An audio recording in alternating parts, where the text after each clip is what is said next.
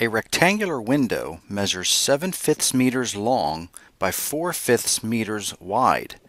What is its area?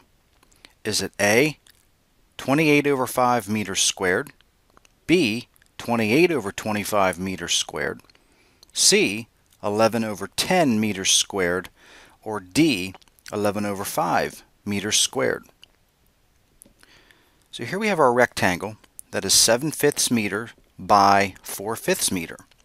And to find the area of a rectangle, we simply multiply the length times the width. So we will take 7 over 5 times 4 over 5, and then meters times meters ends up giving us meters squared. So let's work on the fractions. 7 over 5 times 4 over 5 would equal, and when multiplying fractions, we multiply the two numerators together. 7 times 4 is 28. Multiply our denominators together. 5 times 5 is 25. The fraction 28 over 25 is in lowest terms.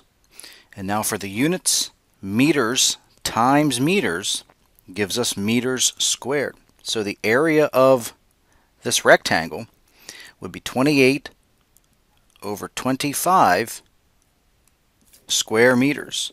And if we go back and look, 28 over 25 would be B. So the answer to this problem is B.